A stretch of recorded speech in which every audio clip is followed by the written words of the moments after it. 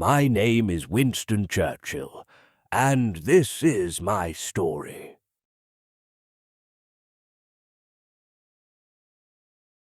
I was born on November 30th, 1874, in a momentous year that would define the future of our great nation.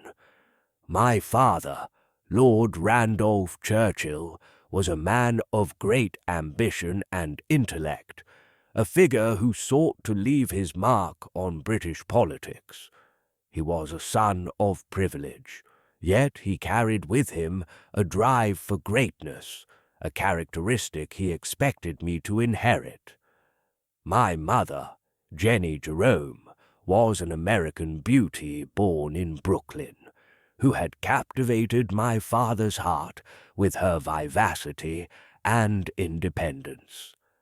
She was my constant source of warmth and affection, while my father's stern nature often left me yearning for his approval. From the very beginning, my life seemed fated to be one of contrasts. I was born into a world of wealth and influence, yet my own personal struggles began early. I was, by all accounts, a troublesome child, failing to meet the academic expectations of my schoolmasters. From the moment I entered Harrow, a prestigious boarding school, it became clear that I was not cut out for conventional scholarship. My grades were dismal. I struggled to master Latin, French, and other subjects that seemed to come easily to my peers. My teachers, though undoubtedly well-meaning, viewed me as a challenge. Their frustration with me only mirrored my own disappointment in myself. I was a poor student. There was no denying that. But despite my lack of academic prowess, I possessed an insatiable curiosity about the world. I did not care much for rote memorization, but I had a hunger for understanding the broader picture of history, politics, and society. It was my inherent nature to observe and to think deeply. I was fascinated by the stories of battles and of great leaders, figures who had risen to prominence through force of will and sheer determination. I adored the historical narratives of Britain's greatness, and I developed a passion for learning about the military, which, I felt, was my calling. At Harrow, I became consumed by the idea of serving in the British Army. It seemed the natural next step for me, an escape from the constraints of academic failure. I set my sights on Sandhurst, the Royal Military Academy, convinced that the disciplined environment would offer me a chance to prove my worth. But even at Sandhurst, my struggles continued. I was not a natural at military drills, and my grades there were similarly unimpressive. Yet I persevered. Through sheer determination, I was able to pass the rigorous exams and secure a commission as a second lieutenant in the 4th Queen's Own Hussars in 1895. I had taken the first step toward the life I had envisioned, a life filled with action, adventure, and the opportunity to make my own mark on the world. But the army was not a simple escape from my failures. My time at Sandhurst taught me something invaluable: persistence. It was a lesson I would carry with me throughout my life. I learned that it is not the immediate success that matters, but the resilience to push forward in the face of adversity. This period of my life shaped my character in ways that would become evident later on. The army offered me a structured environment where I could prove my mettle, not through conventional means, but through my courage and determination. As I embarked on my military career, I was eager to see the world beyond Britain's shores. I had an insatiable curiosity about foreign lands and cultures. This desire to experience life beyond the confines of England led me to several military postings, including in Cuba during the Spanish-American War. I was a war correspondent, writing reports for the Morning Post, which allowed me to gain first-hand experience of battle and to report on the brutal realities of conflict. I was not merely an observer, though. I sought to immerse myself fully in the action, often putting myself in dangerous situations to ensure that I could tell the most vivid, accurate stories. These experiences in Cuba would become part of the fabric of who I was. I recall with great clarity the days spent in Cuba, where I encountered both the warmth of the people and the harshness of war. It was a brutal and often chaotic environment, but it taught me the importance of swift decision-making and resourcefulness in the face of adversity. I found a sense of purpose there, a sense of belonging in the tumult of battle. It was as though I had finally found the arena in which I could thrive. During my time as a soldier and a war correspondent, I came to understand that life would not hand me victory easily. My failures at school had taught me that lesson, but now I was learning to apply it in the real world. I understood that success did not come from avoiding obstacles, but from facing them head-on with unwavering determination. The military life and the experiences I had during these formative years would serve as the foundation for everything that followed in my life. My early life, fraught with struggles and disappointments, had not broken me. It had only steeled me.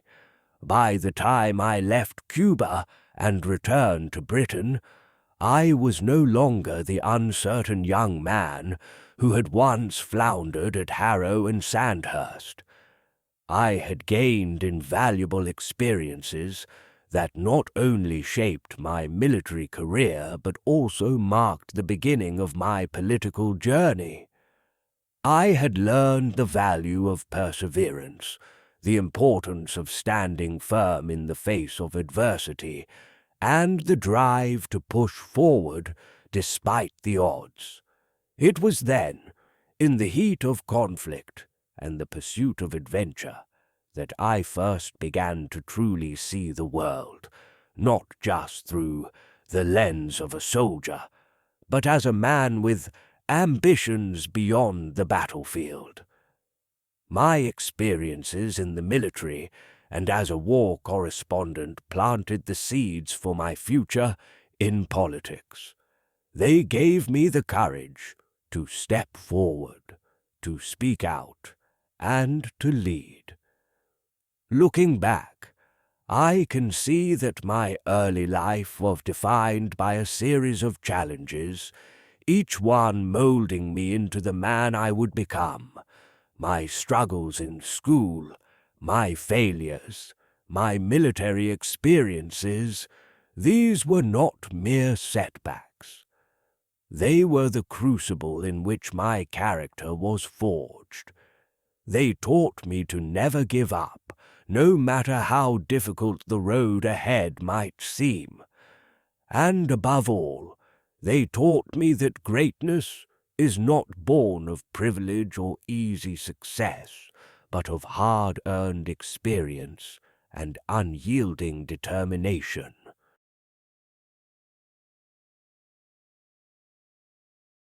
As I left the military behind, my heart burned with a new desire, one that would come to define the next chapter of my life.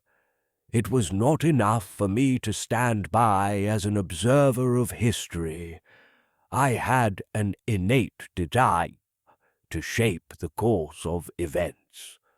The desire to serve my country, to influence its destiny, led me to enter the realm of politics. In 1900, I found myself standing at the threshold of what would become my political career.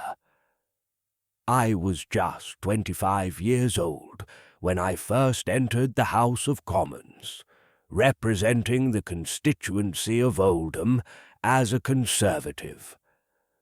My father had once held lofty ambitions for me in the political world, and I was determined to rise to those expectations. I was full of youthful idealism, eager to make a difference in the halls of power. There was a sense of destiny that urged me forward. I believed that I had something to offer Britain, something more than what I had already achieved in the military.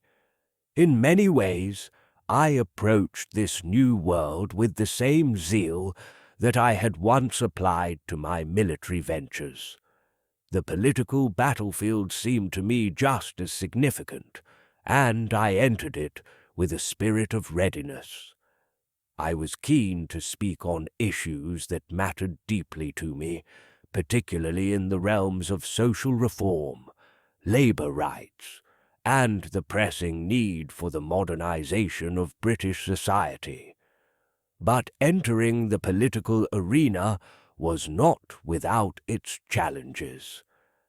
As I began to assert myself in Parliament, I quickly realized that my path would not be an easy one. My speeches were often met with skepticism, and I found myself clashing with the establishment. It became apparent that I was not an ordinary politician. I could not and would not adhere to the conventional norms. I had an unyielding belief in my own ideas, which meant that I would often find myself at odds with others in my party. For instance, when I made the decision to switch parties in 1904, it came as a great shock to many. The Conservative Party, which had once been my political home, was not aligned with my views on social reform and the future of Britain's economy. It was a bold move, a risky one, but I could not stand idly by while the issues I cared about were neglected. I chose to join the Liberal Party, driven by my belief in the importance of progressive social policies. I had no illusions about how difficult this decision would be, but I knew it was the right one for me. My new allegiance to the Liberal Party was met with some surprise, and I quickly found myself navigating a new set of challenges. The ideological divide within British politics at the time was stark, and the shift in my own political leanings was not universally accepted. The establishment of the Conservative Party viewed me as a traitor, and the Liberal Party's leaders were often hesitant to fully embrace me. I was a man caught between two worlds, never fully fitting in with either. Nevertheless, I made a name for myself within the Liberal Party. My drive to push forward progressive reform was evident in my work on issues such as workers' rights, housing, and social welfare. In 1908, I was appointed President of the Board of Trade, a position that allowed me to further my vision for a better, more equitable society. It was here that I began to shape policies that would affect millions of lives. I was passionate about the need for reforms in industrial relations, advocating for the rights of workers and the establishment of a minimum wage. I believed that it was the duty of government to care for the people, to ensure that the benefits of industrial progress were shared by all. Yet, for all my ambition and the reforms I championed, I faced significant opposition. The political environment of the time was not ready to embrace the changes I sought. My ideas were radical, and there were many who viewed my vision as too far ahead of its time. Nonetheless, I continued my work, undeterred by the challenges. It was during these years that I began to understand the true nature of political life. Politics, I realized, was a long game. It required patience, perseverance, and above all, an ability to navigate the complexities of public opinion and political alliances. I had entered politics with grand ideas, but I soon learned that it was not enough to have ideas. You had to find ways to turn them into action. This was the challenge that lay before me. The years that followed were marked by steady progress and considerable setbacks. My time in office was filled with moments of success, but also with moments of frustration. I passed important reforms, but I also faced criticism from both my allies and my enemies. My advocacy for free trade, for example, led to bitter debates and divisions within the Liberal Party. Many within the party were opposed to my views, and the rift grew deeper. Yet I refused to back down. I was driven by my belief in the importance of reform, even if it meant challenging the established order. By 1910, I had secured a place for myself within the political sphere, but I was still far from the leadership role that I would one day attain. My name was beginning to be recognized, but I had not yet become the national figure I hoped to be. I was, however, gaining valuable experience in the art of politics. The lessons I learned during these years would serve me well in the years to come, as the challenges of leadership grew ever greater.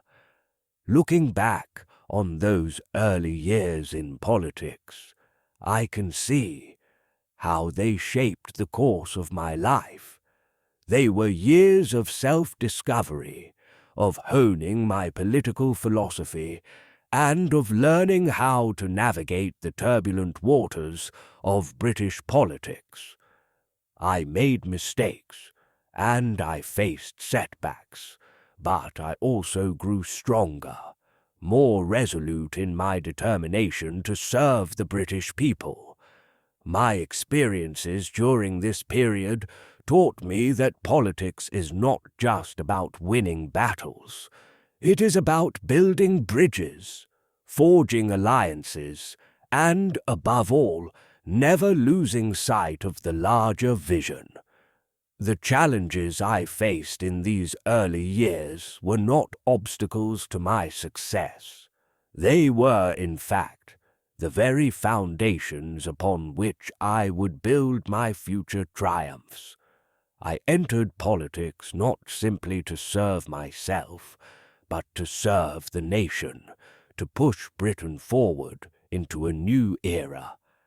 and though the road was not always smooth, I knew deep within that my journey had just begun.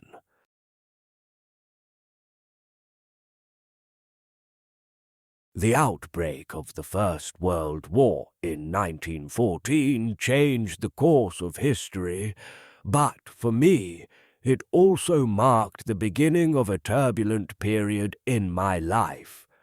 The war was unlike any conflict I had ever imagined, an unprecedented catastrophe that would touch every corner of the globe. I was then serving as the First Lord of the Admiralty, the civilian head of the Royal Navy, a position I had been appointed to in 1911. I had worked for years to modernize the fleet and ensure that Britain's naval power remained unmatched, but nothing could have prepared me for the scale of the conflict that lay ahead. The first few months of the war were, in many respects, filled with a sense of national unity. The war had been thrust upon us, and the entire British Empire rallied behind the cause. We, the leaders of Britain, believed the war would be short, an initial push to defeat Germany and its allies, swiftly and decisively.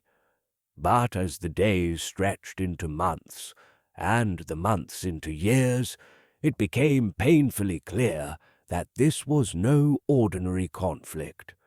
The horrors of trench warfare, the devastation of the Western Front, and the staggering loss of life weighed heavily on all of us.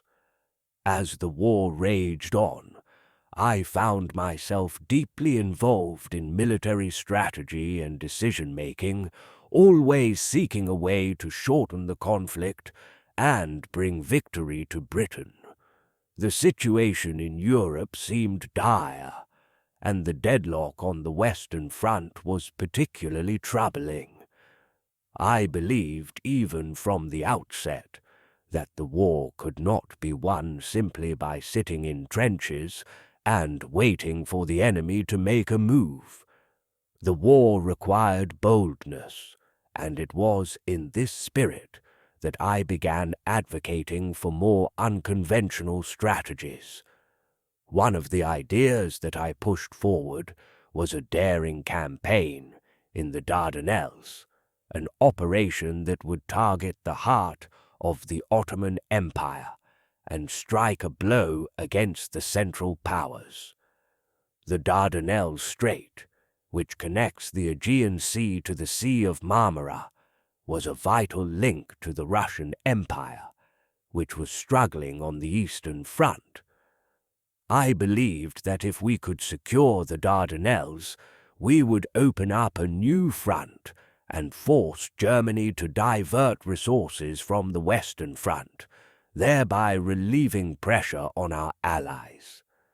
Thus, the Gallipoli campaign was born. It was a bold plan, one that promised great rewards if successful. The objective was to capture the Gallipoli Peninsula and the Dardanelles, allowing us to provide vital supplies to Russia and weaken the Ottoman Empire, which was aligned with Germany. I believed that this would be a turning point in the war, a quick, decisive victory that would break the stalemate on the Western Front. However, as with all military campaigns, the reality proved far more complicated than the plan. The operation began in earnest in February 1915, and the initial naval assault failed disastrously. The Navy, with its powerful fleet of battleships, was unable to break through the heavily fortified Ottoman defenses. What followed was a land assault that became bogged down in a horrific and costly stalemate. The soldiers who landed at Gallipoli faced entrenched opposition, brutal terrain, and an unforgiving environment. The campaign soon turned into a quagmire, one that would ultimately result in a devastating loss of life. The Gallipoli campaign was a failure, a crushing blow to my career and to my sense of pride. I was devastated by the loss of life and the tactical blunders that led to such a costly and fruitless operation.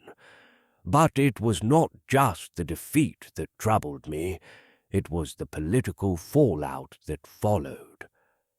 As the man who had championed the Dardanelles operation, I became the scapegoat for the disaster.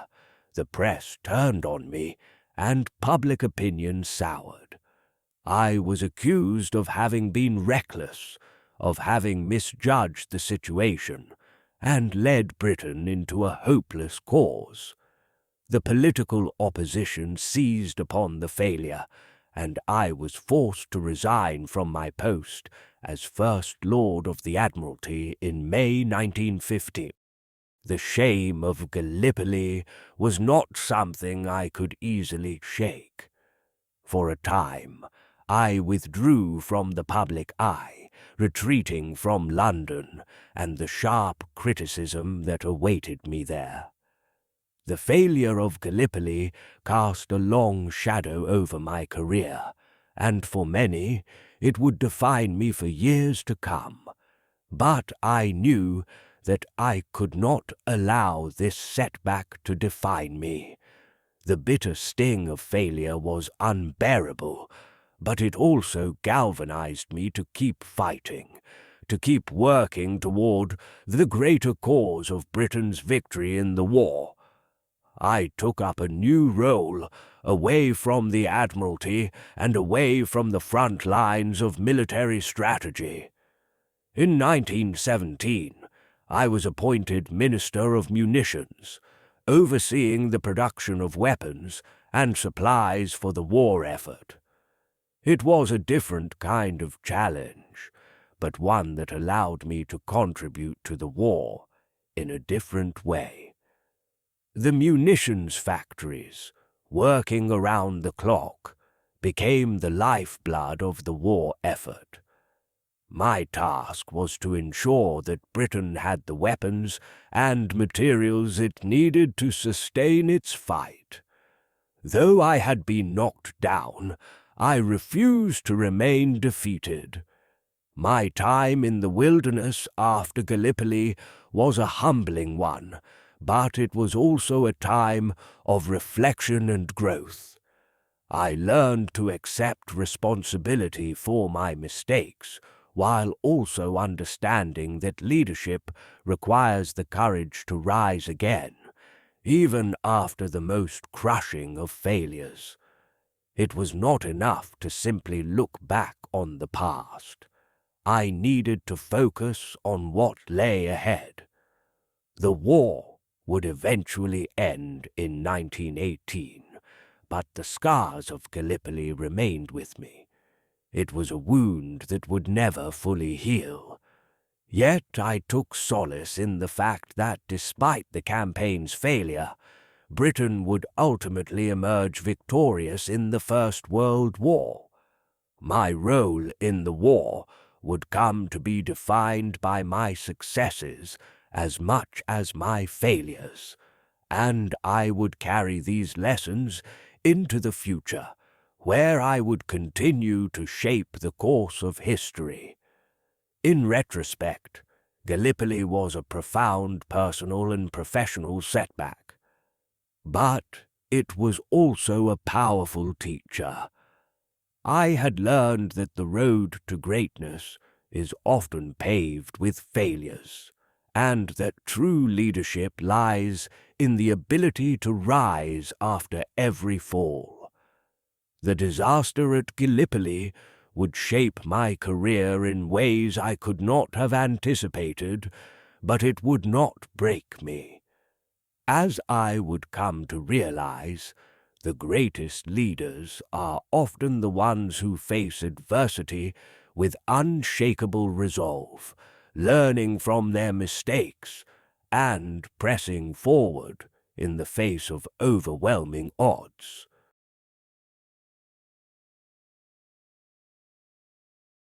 After the debacle of Gallipoli, I was forced into political exile, though not in the literal sense.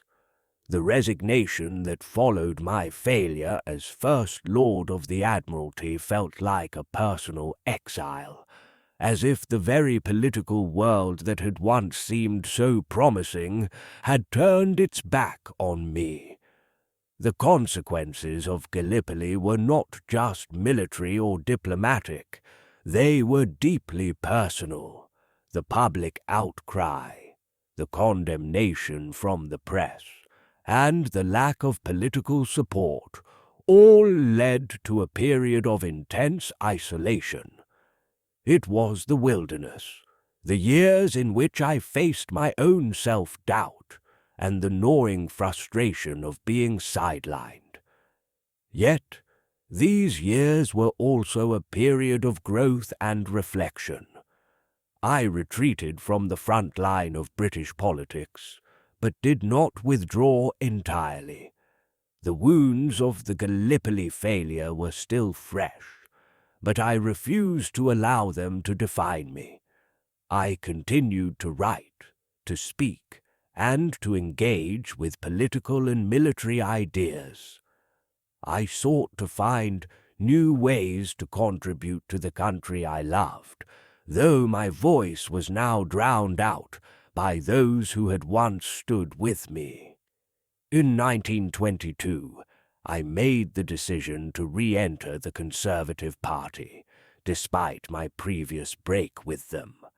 I was, after all, a man of conviction, and I could not simply abandon the beliefs that had once driven me.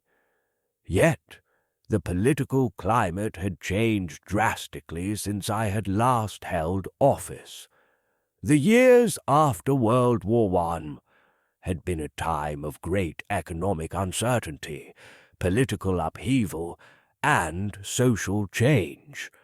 The British Empire, which had once stood as a beacon of power and influence, was now showing signs of strain. I was once again a backbencher in Parliament, but I was not content to remain in the shadows. In the years that followed, I began to speak out more forcefully on the issues that concerned me most. The rise of communism and fascism on the European continent alarmed me deeply. I had been a fierce opponent of the Bolshevik Revolution in Russia, and I could not stand idly by as the forces of totalitarianism gained ground. In the 1920s and 1930s, the world was changing rapidly, and I could feel the storm clouds gathering on the horizon. But even as I warned of the dangers posed by these ideologies, I found myself increasingly isolated from the political mainstream. My warnings about the rise of Nazi Germany and the growing threat posed by Adolf Hitler were met with indifference, or worse, ridicule. In the 1930s, the policy of appeasement became the dominant approach of the British government. Prime Minister Neville Chamberlain and others in the government believed that if Britain could make concessions to Hitler, the world could avoid another devastating war. This policy, which I strongly opposed, seemed to me both naive and dangerous.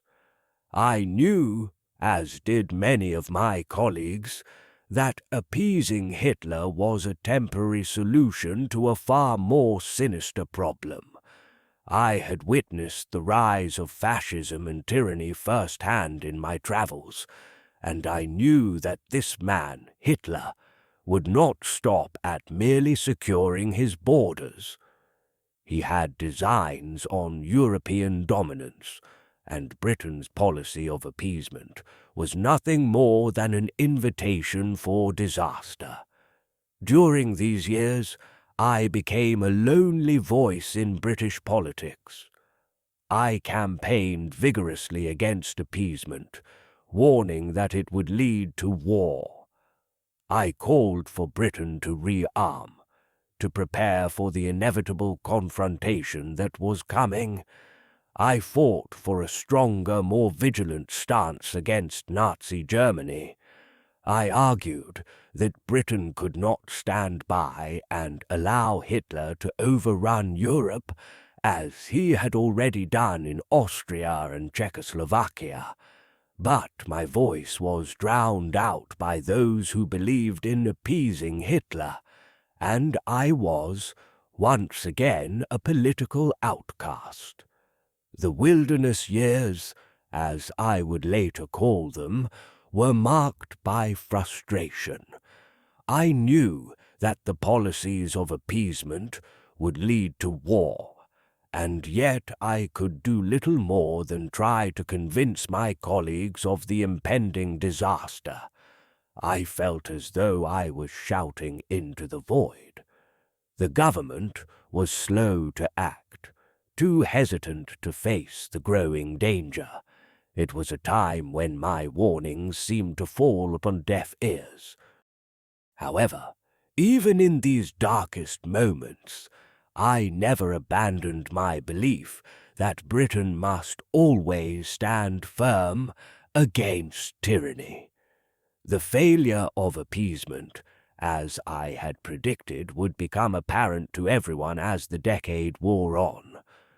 Hitler's aggression knew no bounds, and by the time the German invasion of Poland occurred in September 1939, it was clear that war was inevitable. Yet, it was not just the political leaders I had to contend with. It was the prevailing mood in Britain. The public, too, was weary of war, scarred by the horrors of the Great War, and skeptical of another major conflict. It was a hard sell to convince them of the need to prepare for war again. Though I had been in the wilderness for years, it was during this time that I began to crystallize the philosophy that would guide my leadership during World War II. The central tenet of that philosophy was that Britain, in its moment of greatest danger, could not afford to compromise. It had to act decisively, even when it was politically unpopular. I had always believed that Britain's greatness lay not in its ability to appease its enemies, but in its ability to stand firm in the face of adversity. The wilderness years had forged this belief in me, as they had forced me to confront the darkest aspects of human nature, war, tyranny, and the painful reality of political isolation.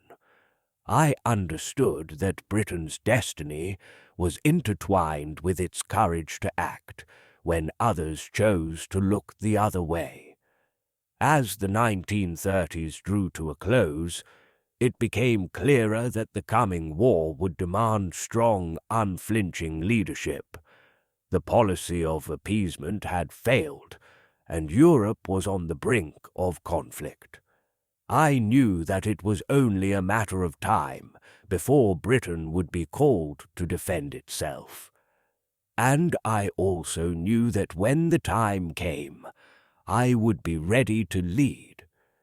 In those years of political exile, I had learned that great leadership is not defined by the absence of failure, but by the willingness to confront failure head-on. The wilderness years, though painful and filled with struggle, had prepared me for the moment that would soon come. The moment when Britain would need a leader who was willing to stand firm against the rising tide of tyranny. As I reflect on that period, I realize that my time in the wilderness was not wasted. It was, in fact, the very forge that tempered the leader I was to become.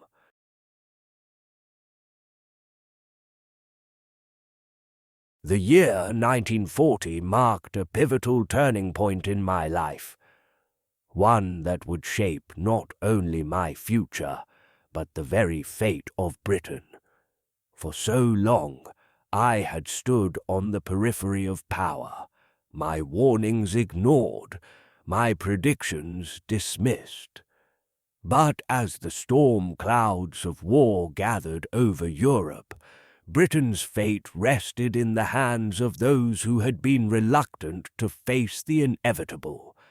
And so it was, in May 1940, that I was called to lead, thrust into the position of Prime Minister at a time when the nation's very survival seemed at risk. When I took office, Britain was on the brink of catastrophe. France, our principal ally in the fight against Nazi Germany, had been overrun in a matter of weeks. The German blitzkrieg had crushed all in its path, leaving Europe in chaos. The British Expeditionary Force had been forced to retreat from Dunkirk, and the fall of France was imminent. The situation was dire. There was no escaping the brutal reality that the Third Reich was at the height of its power. And yet, when I became Prime Minister, I knew that the fight was far from over. If Britain stood alone, it would have to stand with all its might. I have often said that I never sought the office of Prime Minister, nor did I expect it. I had spent so many years in the political wilderness, so many years in the shadows, that I had begun to wonder if my time would ever come. But the events of 1940 made it clear that Britain needed leadership. Strong, unwavering leadership. When I addressed the House of Commons on the night of my appointment, I knew that the stakes could not be higher. I spoke to them not as a politician, but as a man who believed deeply in Britain's destiny, in its ability to overcome any adversity, no matter how great. I promised nothing less than to fight on the beaches, to fight in the fields, to fight in the streets, and never to surrender.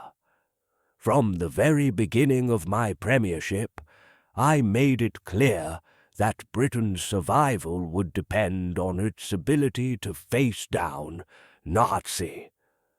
Germany, the threat we faced was unprecedented, but I refused to succumb to despair. There would be no negotiation with Hitler, no appeasement, no compromises. The future of Britain, of Europe, and indeed of the free world, depended on our will to resist. I would lead Britain through the darkest hours of the war, and I would never ask the British people to give up their freedom.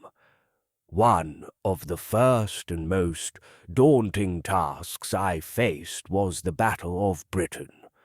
In the summer of 1940, Nazi Germany launched an aerial assault on Britain, hoping to break our resolve and gain air superiority in preparation for an invasion. The Luftwaffe attacked with all the ferocity they could muster, launching wave after wave of bombers and fighters. But the Royal Air Force, RAF, stood firm. It was a battle not just for air superiority, but for the very survival of Britain. The bravery of the pilots in the RAF was nothing short of heroic.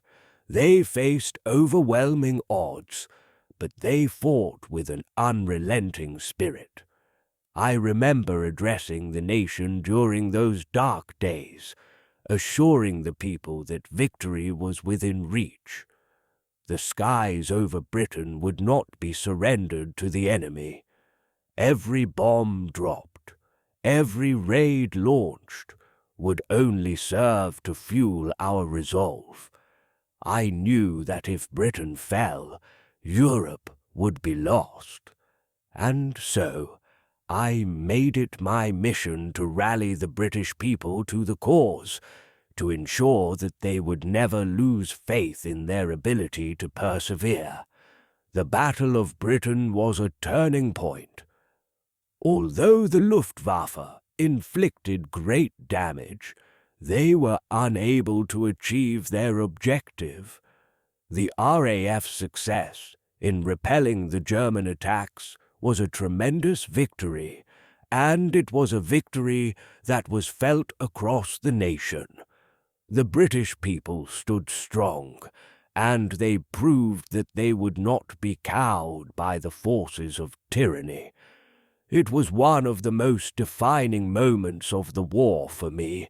Britain had survived its darkest hour, and in doing so, it had shown the world that it was not yet defeated. But the battle for Britain was not won in the air alone. It was won in the hearts and minds of the people.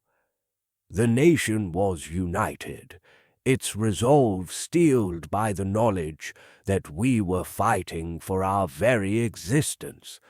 I often spoke to the people through the radio, offering them words of encouragement and hope. I wanted them to know that the government would do everything in its power to protect them, to safeguard their future. The courage of ordinary men and women, those who worked in factories and in the fields, was just as vital to our victory as the heroism of our pilots. As the war continued, the challenges we faced became even more complex. The war was not just about fighting on the front lines. It was about forging alliances with other nations, gathering the resources we needed to sustain the conflict, and ensuring that the world would stand with us in the fight against Nazi tyranny. I worked tirelessly to secure the support of the United States, which, at that time, had yet to enter the war. I understood that Britain could not stand alone against Germany indefinitely.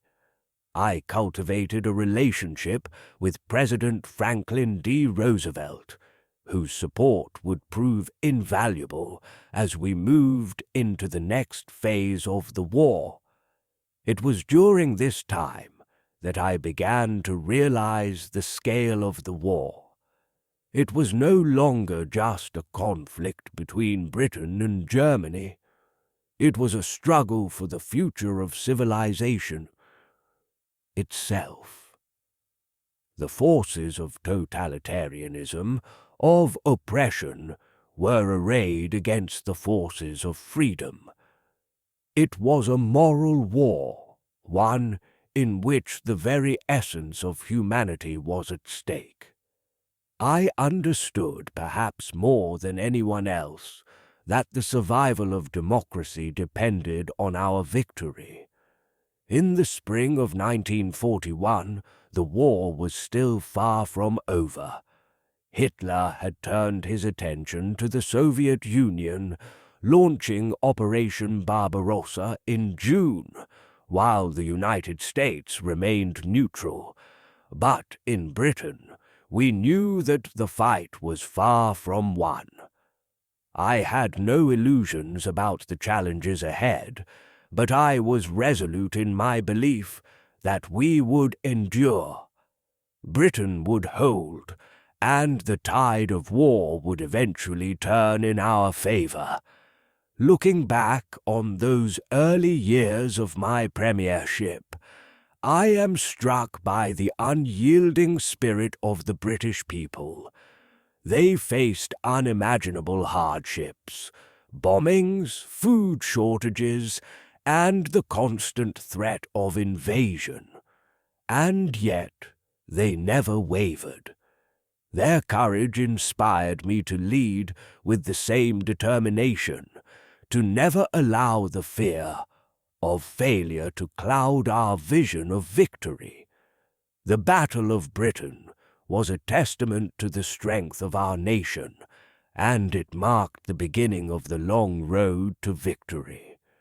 Though the war would continue for several more years, and though many more challenges lay ahead, I knew that Britain had passed its most crucial test. We would endure, and we would triumph. Together, we would defeat the forces of tyranny and ensure that the world would never forget the cost of freedom.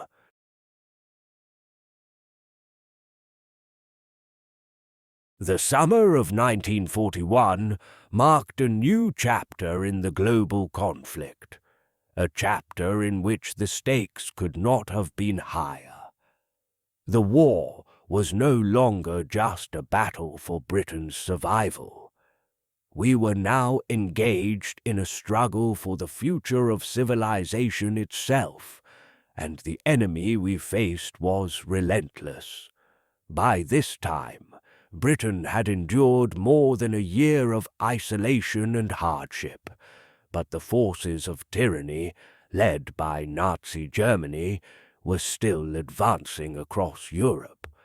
Yet, amid the despair, there was a glimmer of hope, an alliance of nations that would stand together to bring down the Axis powers.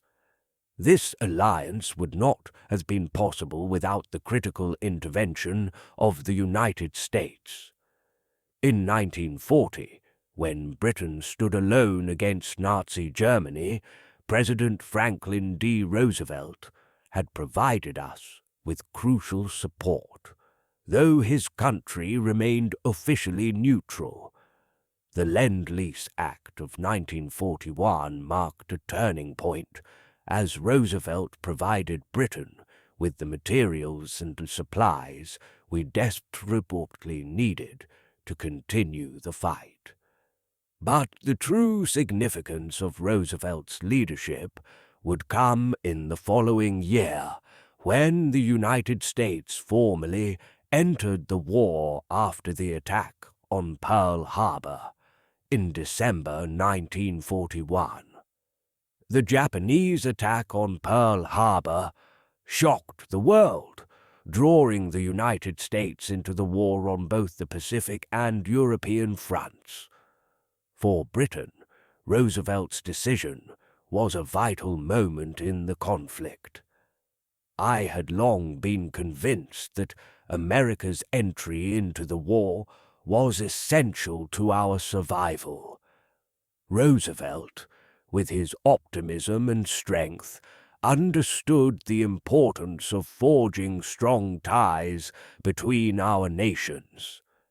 In a sense, it was a reaffirmation of the shared values of freedom and democracy that bound us together in the fight against totalitarianism. When I first spoke to Roosevelt after the United States entered the war, I felt the weight of history upon us. The Grand Alliance had been formed. The United States, the Soviet Union, and the British Empire had come together, despite their vast differences, to stand against the Axis powers. It was a remarkable coalition, a coalition that would prove decisive in the years to come. Roosevelt's leadership was indispensable, and though I was often skeptical of some of his policies, particularly his insistence on delaying full-scale military action in Europe, I understood that his role in this global struggle was undeniable. I knew that we needed his support, just as he needed ours. The other member of our alliance, the Soviet Union was a more difficult partner to work with. I had long been an opponent of communism, and I viewed Stalin with great suspicion. But with Nazi Germany invading the Soviet Union in June 1941, Operation Barbarossa, I recognized that we could not afford to be selective in our alliances. In war, the fight for survival must come first, and the common enemy was clear. Despite our ideological differences, Britain and the Soviet Union had no choice but to work together. It was a pragmatism born of necessity, but I would soon come to appreciate the resilience of the Soviet people.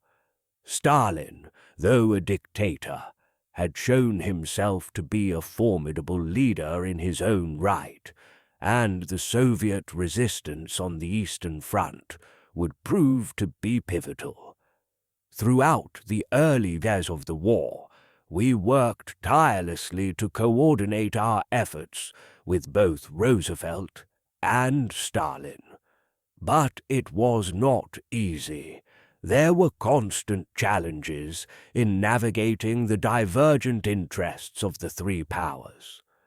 Roosevelt, with his focus on the Pacific, and his vision for a post-war world based on international cooperation, often clashed with my more traditional view of British imperial power. Stalin, for his part, was focused primarily on the survival of the Soviet Union and demanded substantial support from the West to stave off the German onslaught. But I remained determined that, despite our differences, we had to find a way to win this war together. In the fall of 1941, as we battled to keep Nazi forces from our shores, the United States and Britain had to confront the growing power of Japan in the Pacific. Japan had been expanding its empire across Asia, and with the United States now involved in the war, the full scope of the global conflict was beginning to take shape.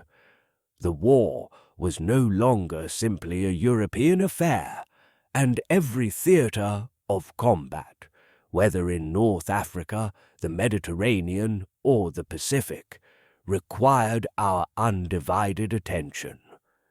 The burdens of leadership were heavy, but I remained resolute. We had to persevere, for the future of all free peoples was at stake. By 1942, the tide of war had begun to turn. In the Mediterranean, the British Eighth Army, under the leadership of General Bernard Montgomery, achieved victory at El Alamein, halting the German advance in North Africa. This was a critical moment. The Germans, under the command of Erwin Rommel, had pushed to the very gates of Egypt, threatening the Suez Canal and the British colonial holdings in the Middle East. But the victory at El Alamein, followed by the American-led invasion of French North Africa, marked a significant turning point. For the first time in the war, we were no longer fighting a purely defensive battle. We were on the offensive, reclaiming lost ground and pushing back the Axis forces. Meanwhile, on the Eastern Front, the Soviet Union was withstanding the German siege of Stalingrad, a battle that would come to define the war's turning point. The ferocity of the fighting, the sacrifices of the Soviet people, and the eventual encirclement and destruction of the German Sixth Army in early 1943 were nothing short of miraculous. Stalingrad, I would later say, marked the beginning of the end for Nazi Germany. The Soviets had turned the tide, and now, with the United States, Britain and the Soviet Union united in their efforts, we could finally look toward an eventual victory. In the Pacific, the Battle of Midway in June 1942 dealt a devastating blow to the Japanese fleet, shifting the balance of power in favor of the United States and its allies. The American Navy had proven itself to be an indomitable force, and the Japanese, though still a formidable threat, were no longer invincible. We had fought long and hard to reach this point, and while the cost had been enormous, the prospects for victory were beginning to emerge more clearly. Throughout these years, I continued to address the British people, urging them to hold firm in the face of adversity. The war had taken its toll, and the weight of our losses, the endless bombings and the sacrifices made by families at home were felt deeply across the nation. But there was a growing sense of unity, a sense of shared purpose that carried us forward. In 1942, I delivered one of my most famous speeches in which I declared, "This is not the end. It is not even the beginning of the end, but it is, perhaps, the end of the beginning." I spoke those words with a sense of cautious optimism. The war was far from over, but the Allied victory was no longer a distant dream. We had found a way to fight back. We had formed an unbreakable alliance between the United States, the Soviet Union, and Britain. The Axis powers, though still powerful, were being pushed on multiple fronts. The global struggle for freedom was in full swing, and the determination of the Allies would ultimately prove to be the key to victory. Looking back on these years, I am filled with both pride and sorrow. We faced unimaginable challenges, and the price of our victory was high. But we had come together, as nations and as individuals, to face down tyranny. Our resolve had been tested time and again, and we emerged stronger, more united, and more determined. We had proven that freedom could not be extinguished, that democracy would not bow to the forces of oppression. And though the war was far from over, I knew that we were on the path to victory.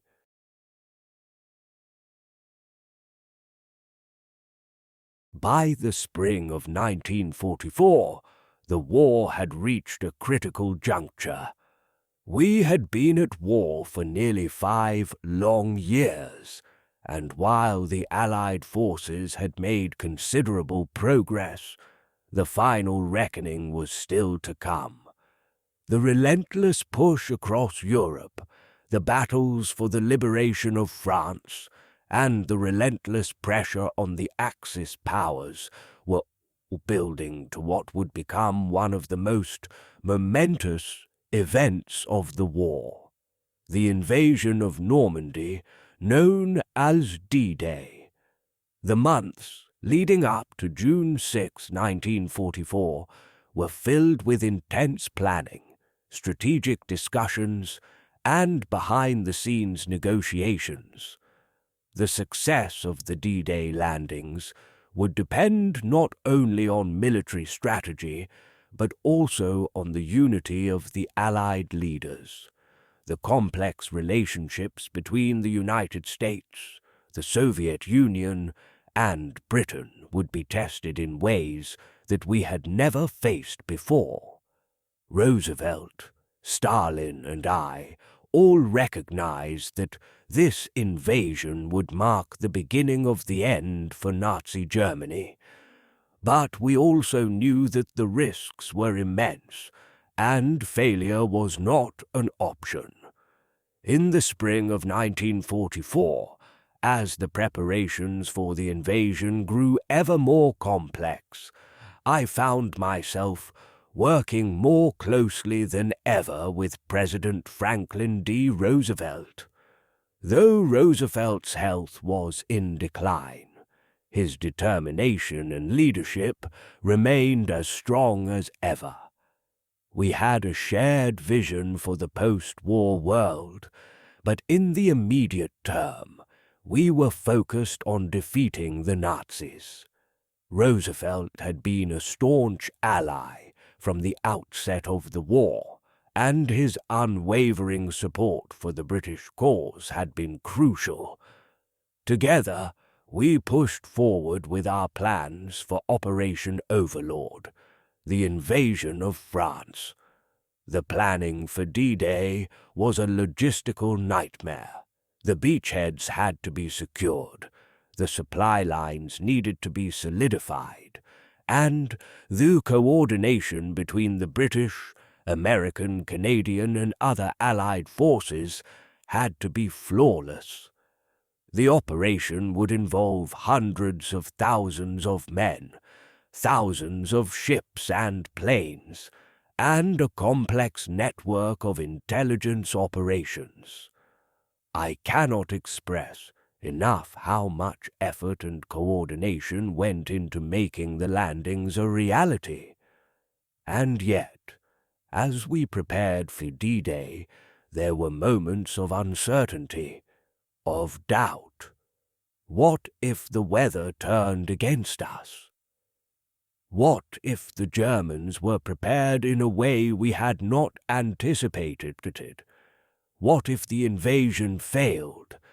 Despite these doubts, we pressed forward. The stakes were simply too high. The time had come to take the war to Nazi-occupied Europe in a way that would change the course of history. We had been patient. We had worn down the Axis forces with years of attrition, and now the moment for a decisive blow had arrived. On the night of June 5th, 1944, the first waves of Allied soldiers set off for the beaches of Normandy. The operation began under the cover of darkness, and by dawn, more than 156,000 men from various Allied nations had landed on the beaches. The battle for Normandy was fierce, with the Germans fighting to hold every inch of ground. But the sheer scale of the invasion, the overwhelming numbers, and the Allied determination were too much for the German defenses to withstand. By the end of the day, the Allies had secured a foothold in France. I remember hearing the news of the successful landings with a mixture of relief and hope. The invasion had been a success, but the hard work was far from over. The Allied forces still had to break out of the beachhead, move inland, and liberate France. But the significance of D-Day could not be overstated. It was the beginning of the end for Nazi Germany. The Allies had established a Western Front, and the Germans were now faced with fighting on two fronts. The Western Front and the Eastern Front, where the Soviet Union had been relentlessly pushing forward since the Battle of Stalingrad. In the weeks and months that followed D-Day, the Allies pressed forward, liberating Paris in August 1944, and then making their way across France and into Belgium. It was a remarkable achievement, and each victory fueled the hope that we were on the verge of ending the war. The Germans, though still formidable, were being pushed back on all fronts. The Allies had the momentum, and we could feel the final defeat of Hitler's regime drawing nearer. However, as the war neared its conclusion, the challenges of leadership remained. The Soviet Union was advancing rapidly on the Eastern Front, and Stalin was determined to make sure that the Soviet forces played a leading role in the eventual defeat of Nazi Germany. Roosevelt, though a staunch ally, had his own vision for the post-war world, one that centered on the creation of the United Nations and the spread of democratic values. My vision for Britain was different, rooted in the preservation of the British Empire and the maintenance of Britain's power in a post-war world. In the summer of 1944, just weeks after D-Day, I met with Roosevelt and Stalin at the Yalta Conference in the Crimea. The conference was a turning point in the war and in the post-war order. It was at Yalta that we discussed the final strategies for defeating Germany and Japan, and began to lay the groundwork for the peace that would follow.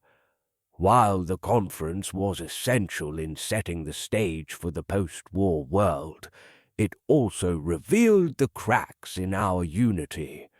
Roosevelt, with his idealism, and Stalin, with his pragmatism, had their own agendas. I, too, had my own vision for the future of Britain.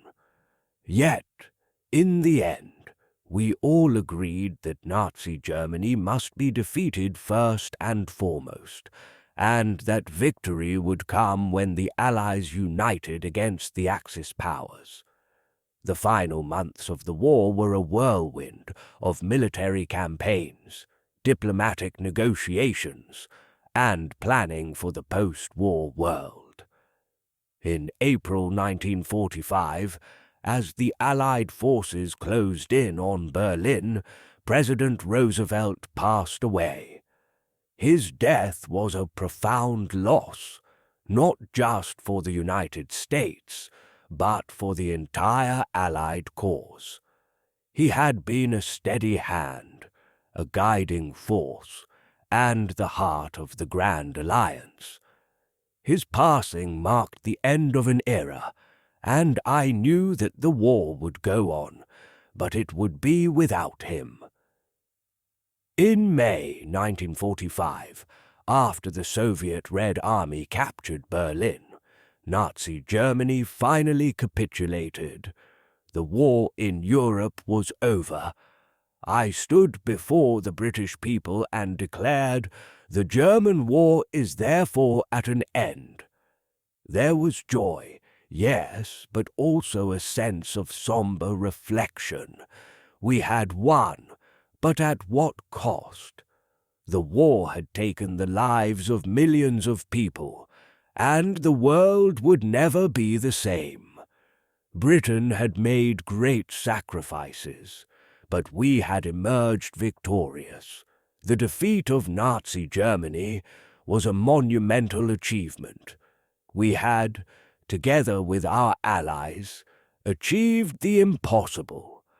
But for me, as I reflected on those final moments of the war in Europe, I could not help but think of the long road ahead, of the challenges we would face in rebuilding a shattered world and in ensuring that the mistakes of the past would not be repeated.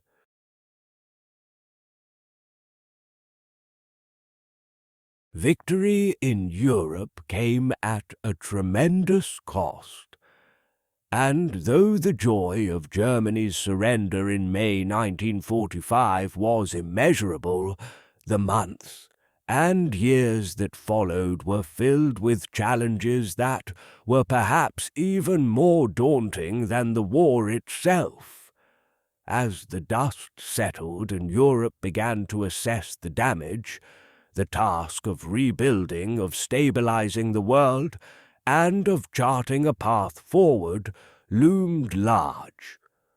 For me, this was a period of reflection, reinvention, and struggle.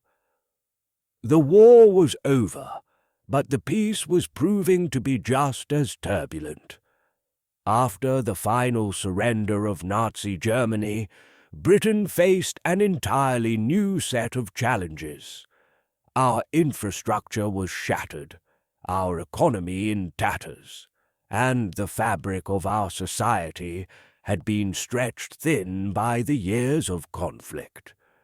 The demands of reconstruction were immense, and it became clear that the post-war world would be a very different place than the one we had known. The British Empire, once the greatest the world had ever seen, was beginning to unravel. The war had exhausted our resources, and the colonies, inspired by the movements for independence around the world, were beginning to demand their freedom.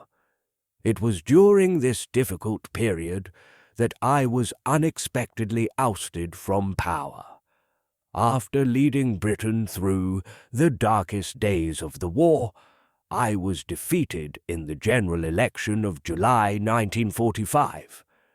The Labour Party, under Clement Attlee, triumphed, promising a new era of social reform and nationalisation. I was stunned by the result. I had fought so hard for the survival of Britain, and yet the British people were ready for a change. I accepted my defeat with grace, though I did so with a heavy heart. My country, my people, and my party had voted for a new direction. I was no longer the Prime Minister of Britain, but even in defeat, I refused to withdraw from the political stage. I may have been out of office, but I was far from finished. I had always believed that my duty to Britain was more than a matter of holding office. It was a lifelong commitment to the ideals I had spent my life defending: freedom, democracy, and the rule of law. I took my seat in the House of Commons as the leader of the opposition, determined to continue my fight for the future of Britain, even if it was no longer from the front lines of leadership. As I spent my time in the opposition benches, I remained deeply concerned about the fate of Europe and the world. The war had reshaped the global order, and the balance of power had shifted dramatically. The United States, now the world's preeminent superpower, had emerged from the war stronger than ever, while the Soviet Union, under Joseph Stalin, had consolidated its power in Eastern Europe. The world had effectively been divided into two blocks: the capitalist West, led by the United States and Britain, and the communist East, led by the Soviet Union. The Cold War had begun, and I knew that Britain's role in this new world would be vastly different from the one we had known in the first half of the 20th century. Though I was no longer Prime Minister, I could not remain silent as the world teetered on the edge of a new conflict. The ideological and geopolitical rift between the United States and the Soviet Union was growing, and I felt a deep sense of responsibility to warn the world of the dangers ahead. I had long been a critic of totalitarian regimes, and the rise of Soviet power under Stalin was a matter of great concern to me. In 1946, I gave my famous Iron Curtain speech in Fulton, Missouri, where I declared that an Iron Curtain has descended across the continent, referring to the division of Europe between the Soviet-controlled East and the democratic West. My warning about the Soviet threat was met with mixed reactions.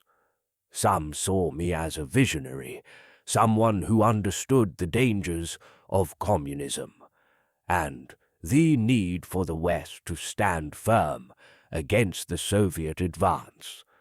Others criticized me for being overly alarmist, for stirring tensions at a time when the world was desperate for peace. But I stood by my conviction that the Soviet Union represented a threat to the free world, one that could not be ignored.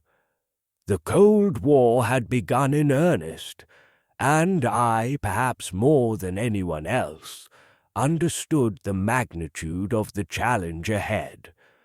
In 1951, after 6 years in the political wilderness, I returned to power. The Labour government of Clement Attlee had been grappling with the complexities of post-war reconstruction, but the British public had grown disillusioned with their policies, particularly the harsh economic realities of austerity and the loss of Britain's global influence. In the 1951 general election, the Conservative Party, under my leadership, won a resounding victory. I was once again Prime Minister of Great Britain. My second tenure as Prime Minister was marked by the changing dynamics of the post-war world. While the United States and the Soviet Union dominated the global stage, Britain was struggling to maintain its influence. The British Empire, which had been a central part of my political life, was in decline. The loss of India in 1947 was a blow to our imperial ambitions, and the wave of decolonization that followed in the years after the war continued to erode Britain's hold over its overseas territories.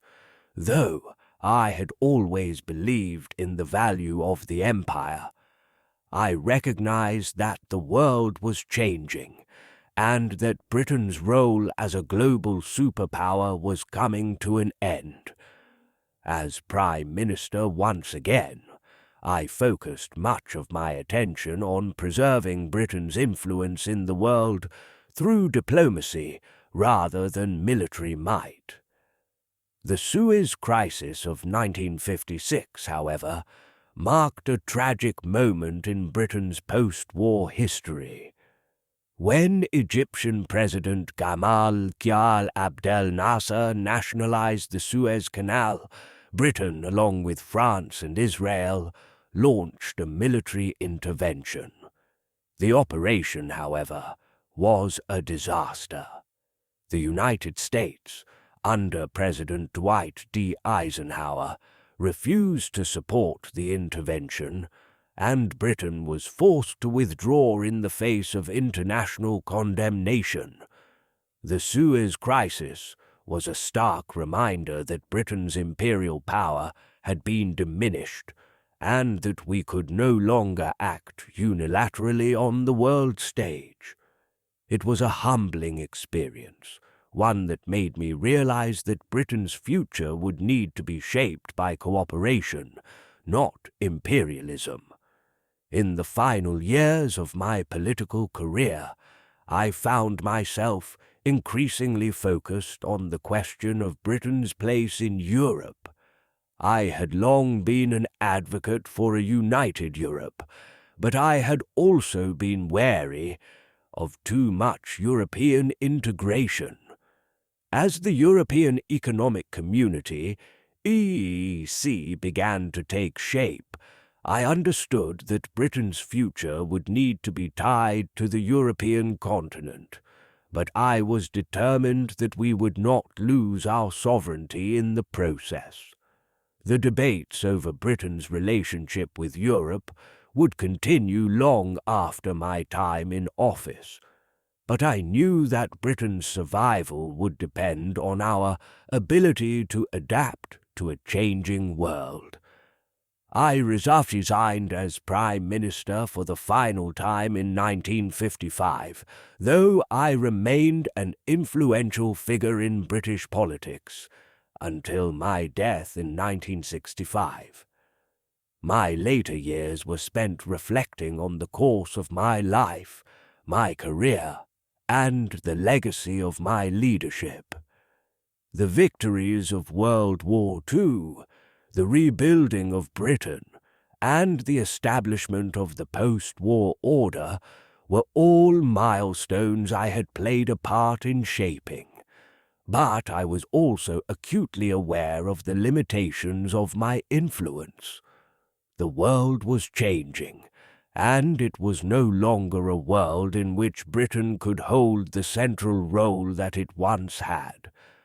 Looking back on my life, I can say with certainty that I gave all that I had to the service of my country. From my early days as a soldier and journalist to my years as a politician and statesman, I fought for what I believed was right. I fought for Britain, for freedom and for democracy. I may not have always been right, and my decisions were not without their flaws.